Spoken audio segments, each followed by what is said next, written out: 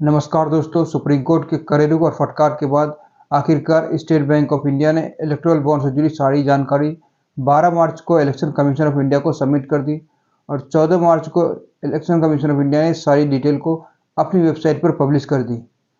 SBI ने जानकारी दी कि 1 अप्रैल 2019 से 15 फरवरी 2024 के दौरान उन्होंने 22,217 इलेक्टोरल बॉन्ड्स बेचे, जिससे पॉलिटिकल पार्टीज को 12,155 करोड़ के पॉलिटिकल फंडिंग कलेक्ट हुए।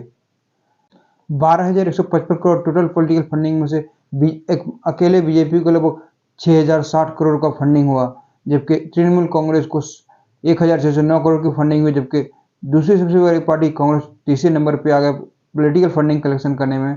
उन्हें 1421 करोड़ मिले, जबकि बीआरएस भारतीय राष्ट्र समिति तेलंगाना की केआरएस वाली पार्टी को 1214 करोड़ इलेक्टोरल बॉन्ड से चंदा कलेक्ट हुए।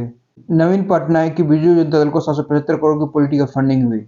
एसबीआई ने अपनी जानकारी में बताया कि 22 कंपनी ऐसी है जिन्होंने 100 करोड़ से ऊपर की पॉलिटिकल फंडिंग की, जिसमें सबसे पहले नंबर पर आते हैं फ्यूचर गेमिंग, जिन्होंने 1368 करोड़ की पॉलिटिकल फंडिंग की। फ्यूचर गेमिंग एक लॉटरी की कंपनी है जो तमिलनाडु बेस्ड है।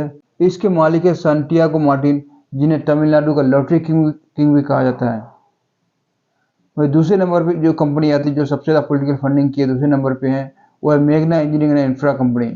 ये Hyderabad based engineering and infrastructure company है। तीसरे नंबर पे आते क्विक सप्लाई चेन, जिन्होंने 410 करोड़ की पॉलिटिकल फंडिंग की। उसके बाद आती है अनिल अग्रवाल की वेदांता कंपनी, जिन्होंने 401 करोड़ की पॉलिटिकल फंडिंग की है। वहीं West Bengal based Haldia energy, जिन्होंने 377 करोड़ की पॉलिटिकल फंडिंग की है, जबकि एसएल माइनिंग एंड इंडस्ट्रीज ने 225 करोड़ की पॉलिटिकल फंडिंग की है। वहीं western UP power and Transco 220 crore की पॉलिटिकल फंडिंग की है, जबकि सुनील मित्तल की भारतीय एयरटेल 198 करोड़ की पॉलिटिकल फंडिंग की है। केवेंटर फूड पार्क ने 195 करोड़ का पॉलिटिकल फंडिंग किया। वहीं एमकेजे इंटरप्राइजेज ने 192 करोड़ का पॉलिटिकल फंडिंग किया, जबकि मदन लाल लिमिटेड ने 186 करोड़ की। वहीं यशोदा सुपर स्पेशलिटी हॉस्पिटल ने 162 करोड़ की पॉलिटिकल फंडिंग की, जबकि उत्कल एल्युमिनियम इंटरनेशनल ने जो है 145 करोड़ का पॉलिटिकल डोनेशन किया है। वहीं DLF real estate company DLF ने 130 करोड़ की पॉलिटिकल फंडिंग की है, जबकि जिंदल स्टील एंड पावर ने 130 करोड़ का पॉलिटिकल डोनेशन किया है।